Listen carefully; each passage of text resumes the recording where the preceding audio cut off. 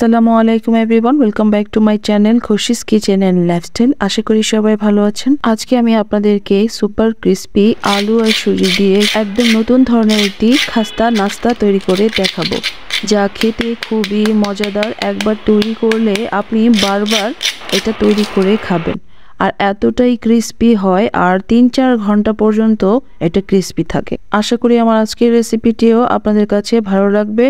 ভালো লাগলে channel subscribe করে দেওয়ার অনুরোধ রইল। তো চলুন রেসিপিটি শুরু করা যাক। এর জন্য একটি প্যানে প্রথমে নিয়ে নেব 2 টেবিল চামচ তেল, দিয়ে দিব 2 টেবিল চামচ পেঁয়াজ কুচি। এখন হালকা ভেজে নেব। হালকা ভেজে নিয়েছি। এখন দিয়ে দিব 3-4টা কাঁচামরিচ কুচি। কাঁচামরিচ কুচি আপনারা আপনাদের স্বাদ মতো দিয়ে নিতে পারেন। এখন 1-2 মিনিট ভেজে নেব পেঁয়াজটা নরম হয়ে যাওয়ার আগ পর্যন্ত। পেঁয়াজটা নরম হয়ে গেছে। এখন এখানে দিয়ে দিয়েছি কিছু পানি, যাতে গুঁড়ো মশলাগুলো পুড়ে না যায়।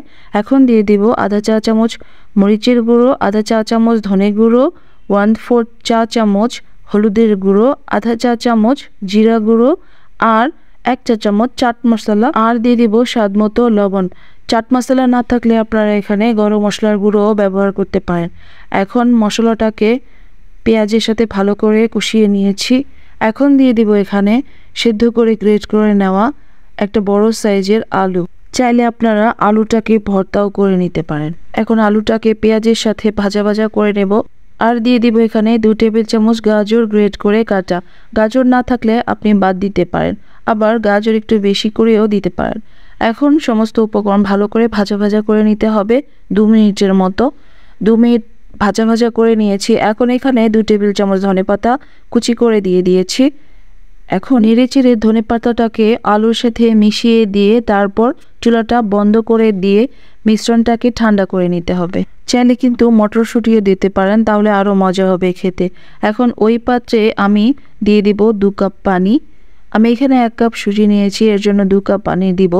দিয়ে দিলাম স্বাদ মতো লবণ। এখন দিয়ে দিলাম 1 চা চামচ ঘি, অথবা 1 চা চামচ তেলও আপনি এখানে ব্যবহার করতে পারেন। ঘি দেওয়ার কারণে নাস্তাটা থেকে সুন্দর একটি ঘ্রাণ বের হবে আর ক্রিস্পিও হবে। এখন দিয়ে দিব 1 কাপ সুজি। সুজি দেওয়ার সাথে সাথে কিন্তু অনবরত নেড়ে চেড়ে সুজিটাকে হালুয়ার মতো করে রান্না করে নিতে হবে। দেখুন এরকম শুকনো শুকনো করে, যাতে কোনো লাম্পস না থাকে। এখন সুজিটাকে ঠান্ডা করে নিয়েছি। সামান্য গরম থাকা অবস্থায় ভালো করে মেখে নিতে হবে। সুজিটাকে কিন্তু অবশ্যই মসৃণ করে মেখে নিতে হবে। এখন আমি একটা একটা করে নাস্তা তৈরি করে নিব। এভাবে একটু একটু করে বল নিয়ে তারপর এভাবে পুরি যেভাবে আমরা বানাই সেভাবে স্টাফিং ভরে তারপর এভাবে লাগিয়ে দিতে হবে। তারপর হাতের সাহায্যে বল তৈরি করে তারপর প্রেস করে চ্যাপটা করে দিতে হবে। তাহলেই একটি নাস্তার শেপ তৈরি হয়ে যাবে। আর পুর কিন্তু বেশি ঠেসে ভরবেন না, তাহলে কিন্তু ফেটে যেতে পারে। এভাবে গোল করে বল করে তারপর প্রেস করে নিতে হবে। আর ভালো করে সিল করে দিবেন যাতে কোনো ক্র্যাক না থাকে, তাহলে স্টাফিং বের হয়ে যাওয়ার সম্ভাবনা থাকে। এভাবে সবগুলো আমি একে একে তৈরি করে নেব নাস্তা। যতটুকু স্টাফিং তৈরি করেছি তা দিয়ে কিন্তু 2 কাপ সুজি আপনি তৈরি করতে পারবেন। আমার এখানে অর্ধেকটা স্টাফিং লেগেছে, বাকিটা আমি ফ্রিজে রেখে দেব অন্য কোনো রেসিপিতে ব্যবহার করার জন্য। আর সেটা দেখার জন্য চ্যানেলের সাথে থাকবেন। এখন আরও একটি নাস্তা তৈরি করে দেখাচ্ছি। প্রথমে এরকম বাটির মতো তৈরি করে নিয়েছি, তারপর পুর ভরে দিয়েছি, তারপর ভালো করে একসাথে নিয়ে এসে সিল করে দিয়েছি। তারপর সুন্দর করে মসৃণ করে বল করে নিতে হবে।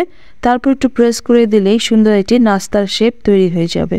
দেখুন এভাবে সবগুলো নাস্তা আমি একে একে তৈরি করে নিয়েছি। এখন এগুলোকে তেলে ভেজে নেব। তেলটাকে গরম করে নিয়েছি। গরম তেলেই কিন্তু নাস্তাগুলোকে ভেজে নিতে হবে। এই নাস্তাগুলো গরম তেলে ছেড়ে দিয়ে তারপর এক পাশ বাদামি হলে তারপর উল্টে দিতে হবে। সুজি যেহেতু একটু নরম হয়, প্রথমেই যদি আপনি নাড়াচাড়া করেন তাহলে ভেঙে যাওয়ার সম্ভাবনা থাকে। এই দেখুন এরকম যখন ক্রিস্পি হয়ে গেছে তারপর আমি এগুলোকে উল্টে দিয়েছি। এভাবে উল্টে পাল্টে সুন্দর একটি কালার চলে আসার আগ পর্যন্ত ভেজে নিয়েছি। প্রতি ব্যাচ নাস্তা ভেজে নেওয়ার জন্য 3 থেকে 5 মিনিট সময় লাগতে পারে।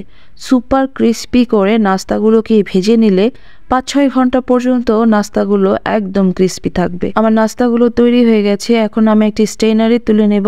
তৈরি হয়ে গেল আমার দারুণ মজাদার সুজি আর আলু দিয়ে মজাদার একটি নাস্তা। এই নতুন ধরনের নাস্তাটি আপনি যাকেই তৈরি করে খাওয়াবেন সেই বারবার আপনার কাছে এই নাস্তাটি খেতে চাইবে আর রেসিপি জানতে চাইবে। এখন এই নাস্তাগুলো যে কত ক্রিস্পি হয়েছে সেই শব্দটা আপনাদেরকে শুনিয়ে দিচ্ছি। দেখুন কতটা ক্রিস্পি হয়েছে, তা হয়তো শব্দ শুনে আপনারা বুঝতে পারছেন। আর খেতে যে কি পরিমাণ মজা হয়েছিল তা আপনারা বাসায় তৈরি করে খেলে বুঝতে পারবেন। আজকে তৈরি করে দেখাবো নারকেলের পিঠা। এই পিঠা অথবা নাস্তাগুলো 5 মিনিটে চা তৈরি হওয়ার আগেই আপনি তৈরি করে ফেলতে পারবেন। তাই হঠাৎ কোনো অতিথি আসলে চা বসিয়ে দিয়ে আপনি এটা তৈরি করে দিতে পারবেন, আর যাকেই খাওয়াবেন সেই বারবার খেতে চাইবে।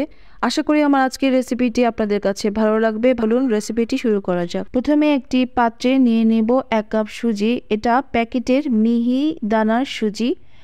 এখন এখানে অ্যাড করে দেব 1.5 কাপ নারকেল কোরানো।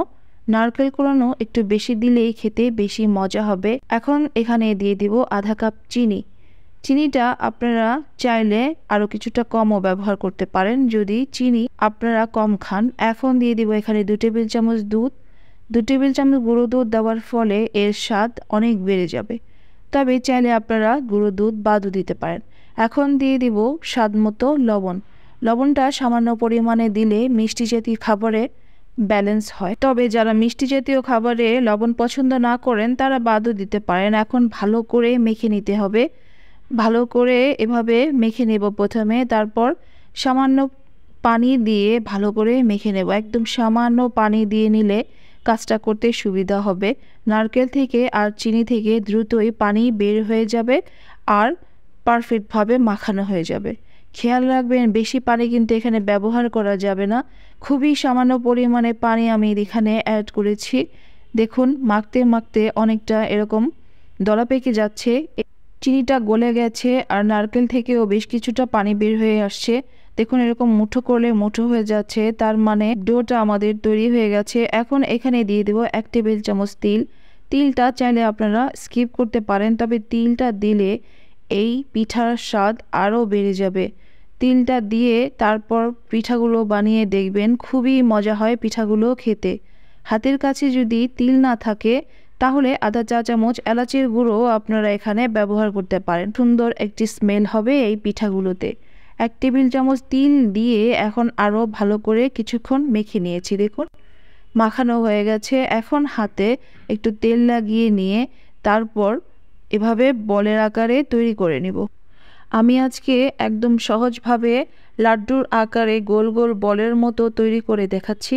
আপনারা চাইলে যে কোনো স্টাইলে এই পিঠাগুলোকে তৈরি করে নিতে পারেন। এভাবে ঘুরিয়ে ঘুরিয়ে সুন্দর করে বল করে নেবেন যাতে কোনো ফাটা না থাকে। এভাবে সুন্দর করে বল করে নিয়েছি। দেখুন আরও একটি বল আমি তৈরি করে নিয়েছি। এভাবে একে একে সবগুলো বল আমি এখন তৈরি করে নিব। তারপর এগুলোকে তেলে ভেজে নিতে হবে। আর তেলটা কিন্তু বেশি গরম থাকা যাবে না। আমি সামান্য গরম তেলে পিঠাগুলোকে ছেড়ে দিব। তারপর যতক্ষণ পর্যন্ত না এক পাশ ভালো করে হবে ততক্ষণ পর্যন্ত উল্টানো যাবে না।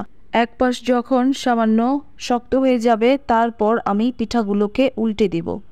দেখুন পিঠাগুলো এক পাশ হয়ে গেছে।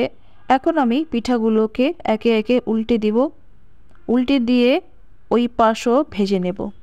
এভাবে উল্টে পাল্টে পিঠাগুলো গোল্ডেন ব্রাউন করে ভেজে নিব। এই সময় নারকেল আর তিলের খুব সুন্দর একটি স্মেল বের হবে, পুরো ঘর ভরে যাবে এই মিষ্টি গন্ধে। পারফেক্ট একটি কালার যখন চলে আসবে তখন আমি পিঠাগুলোকে তুলে নেব। আর আঁচটা কিন্তু বেশি বাড়ানো থাকবে না, অল্প আঁচে পিঠাগুলোকে ভেজে নিলে ভেতর থেকেও পারফেক্টভাবে কুক হয়ে যাবে। দেখুন পিঠাগুলো তৈরি হয়ে গেছে, দেখতেই কত লোভনীয় লাগছে তাই না? আমি এখন এরকম বাদামি কালার করে পিঠাগুলোকে একটি স্ট্রেনারে তুলে নিচ্ছি। একটি স্ট্রেনারে যদি আপনি পিঠাগুলোকে টিস্যুর উপরে তুলে নেন, তারপর একদম ঠান্ডা হয়ে গেলে বয়মে ভরে রাখেন, তাহলে অনেক দিন পর্যন্ত পিঠাগুলো ক্রিস্পি থাকবে আর বেশ কিছুদিন আপনি বয়মে ভরে খেতে পারবেন।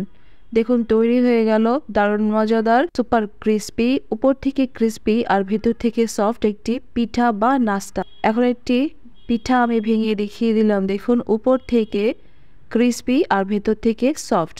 তৈরি করে রেখে দিতে পারেন 7-8 দিন। আর এই পিঠাগুলো খেতে কিন্তু ভীষণ মজা, ভীষণ মজা। আজকে আমি আপনাদেরকে ময়দা দিয়ে দারুণ মজাদার একটি নাস্তা তৈরি করে দেখাবো।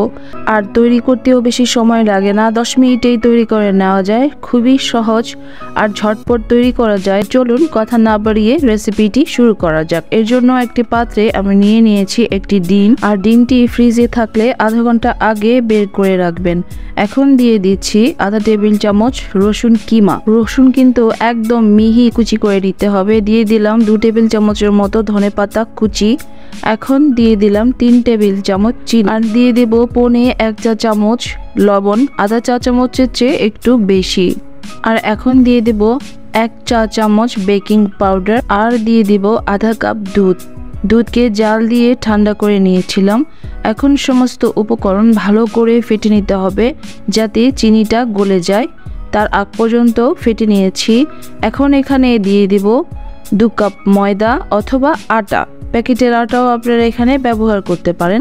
সম্পূর্ণ ময়দাটা আমি দিলাম না, কিছুটা রেখে দিলাম, যদি প্রয়োজন হয় তাহলে ব্যবহার করব। এখন একটি চামচ দিয়ে প্রথমে ময়দাটাকে ডিমের মিশ্রণের সাথে মিশিয়ে, আমার কিন্তু এখানে 2 কাপ ময়দাই লেগেছে। আর এই মিশ্রণটাকে একটু নরম করেই গুলতে হবে। যত নরম করে আপনি ডোটা মাখাবেন, আপনার নাস্তাগুলো তত বেশি ফ্লাপি হবে।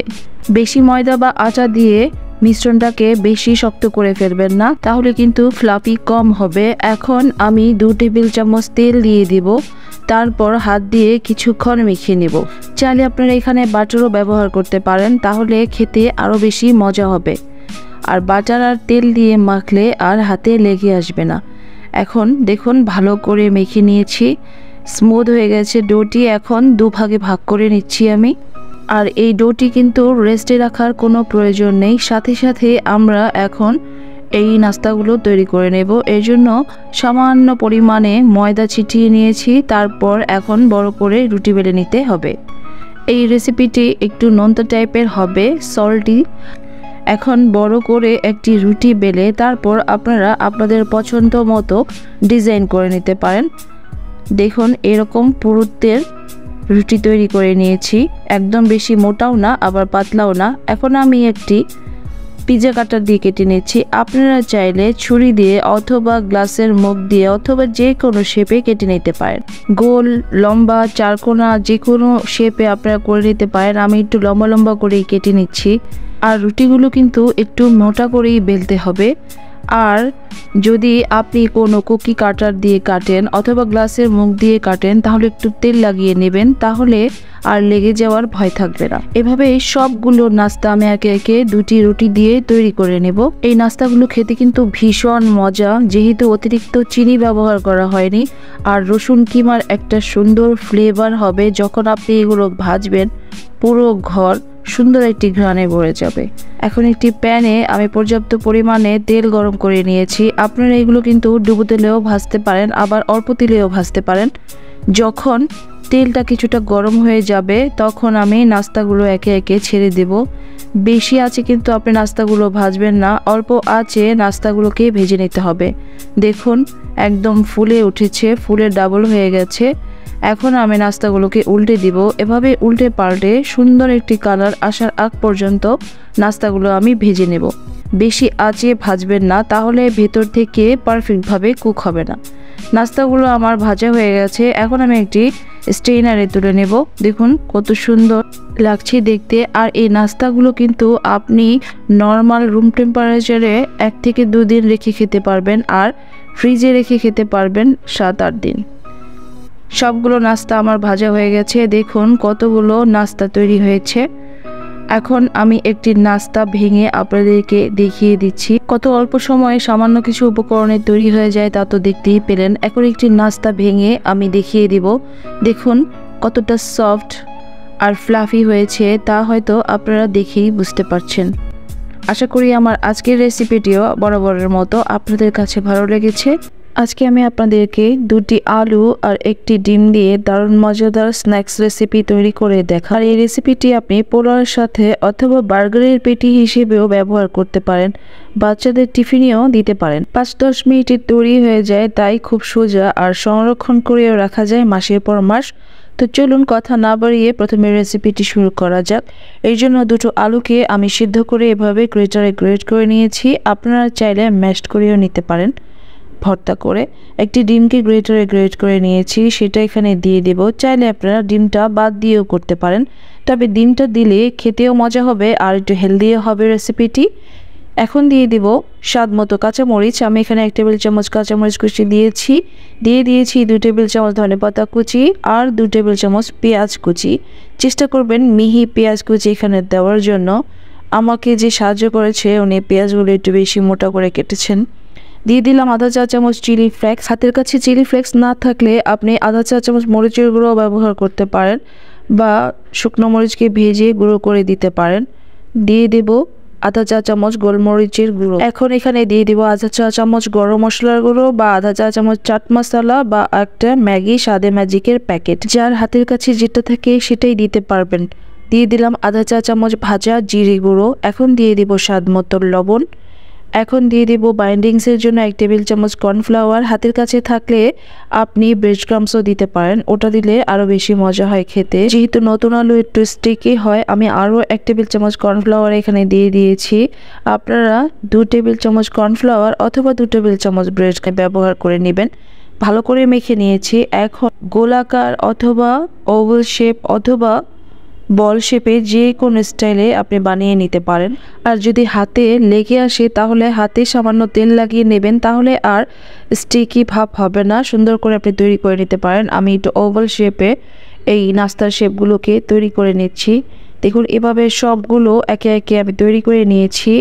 এখন এগুলোকে আমি কোট করে নেব। এর জন্য নিয়ে নিয়েছি একটি ডিম। একটি ডিমকে ভালো করে ফেটে নিয়েছি। আপনারা ডিমের পরিবর্তে 2 টেবিল চামচ কর্নফ্লাওয়ারকে 2 টেবিল চামচ পানিতেও গুলিয়ে নিতে পারেন।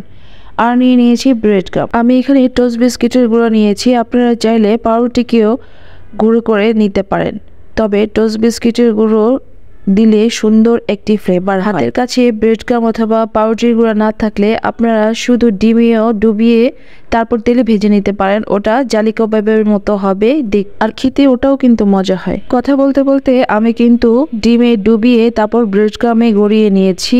চাইলে আপনারা একবারও কোট করে নিতে পারেন, আবার দুবারও কোট করে নিতে পারেন। আমি দুবার কোট করে নেব। দুবার কোট করে নিলে বেশি ক্রিস্পি হবে আর অনেক বড় বড় হয়ে যাবে আপনার কাবাবগুলো। এখন আবার কোট করে নিচ্ছি। দেখুন এভাবে একটু প্রেস করে নিলেই সুন্দর কোট হয়ে যাবে আর হাতেও কিন্তু লেগে যাবে না। দেখুন আমার হাতে কিন্তু ব্রেড ক্রাম্ব একটুও লেগে যায়নি। বাটিটা ধরে ঝাঁকি দিলেই কিন্তু হয়ে যায়। এভাবে সবগুলো নাস্তা আমি একে একে তৈরি করে নিয়েছি। এখন এগুলোকে চাইলে আপনারা ডিপ ফ্রিজে সংরক্ষণ করে রাখতে পারেন মাসের পর মাস। 10 মিনিট বা 15 মিনিটের মতো ডিপ ফ্রিজে রেখে ভাজলে কিন্তু কোটিংটা ভালো হয়। এখন আমি সাথে সাথেই ভেজে নেব। চুলাতে তেল গরম করে নিয়েছি। তেলটা গরম হয়ে গেছে। এখন আঁচটা মাঝারি করে দিয়ে তারপর নাস্তাগুলোকে ছেড়ে দেব। আর যেহেতু ডিমের তৈরি তাই একটু ফেনা হবে। এখন এক পাশ হয়ে যাওয়ার পর উল্টে দিব আর খেয়াল রাখবেন যাতে পুড়ে না যায়। এক পাশ সুন্দর করে কালার চলে এসছে। এখন আমি উল্টে দিব। এভাবে উল্টে পাল্টে ক্রিস্পি করে ভেজে নিতে হবে। এখন এভাবে যখন সুন্দর একটা কালার চলে আসবে আর ক্রিস্পি হয়ে যাবে তখন তুলে নিতে হবে। যেহেতু ভিতরে সবকিছুই সেদ্ধ করা, উপরটাকে ক্রিস্পি করে ভেজে নিতে হবে। সুন্দর ক্রিস্পি হয়ে গেছে। এখন আমি এগুলোকে একটি স্ট্রেনারে তুলে নিচ্ছি। দেখুন এরকম সুন্দর কালার চলে আসলে তারপর তুলে নেবেন। তাহলে 3-4 ঘন্টা পর্যন্ত এগুলো এরকম ক্রিস্পি থাকবে। আর আপনি এগুলোকে সকালে ভেজে সারা দিন রেখে খেতে পারবেন। আমার এক বেশ ভাজা হয়ে গেছে। আমি আরও কিছু দিয়ে দিয়েছি। এখন তেল ছড়িয়ে এভাবে তুলে নেব একটি স্ট্রেনারে। এভাবে একটি স্ট্রেনারে তুলে নিলে এগুলো আরও বেশি ক্রিস্পি থাকবে। এখন আমি এগুলোকে পরিবেশন করে দিয়েছি। দেখুন কত সুন্দর লাগছে দেখতে আর খেতেও কিন্তু ভীষণ মজা হয়েছিল। আর এগুলো কিন্তু ভীষণ ক্রিস্পি হয়েছিল। এখন একটি নাস্তা আমি ভেঙে রেখে দেব। দেখুন উপর থেকে ক্রিস্পি আর ভিতর থেকে সফট, এখনও ধোয়া বের হচ্ছে। আরেকটু পর এগুলো কিন্তু আরেকটু শক্ত হয়ে যাবে। এখন নামানোর সাথে সাথে আমি দেখি। আশা করি আমার আজকের রেসিপিটিও আপনাদের কাছে ভালো লেগেছে। আর ভালো লাগলে চ্যানেল সাবস্ক্রাইব করে দেওয়ার অনুরোধ রইল। আর পাশে থাকা বেল বাটনটি প্রেস করে দিবেন যাতে আমার রেসিপি সবার আগে আপনার কাছে চলে আসে। আজকের মতো এখানেই শেষ করছি। আল্লাহ হাফেজ।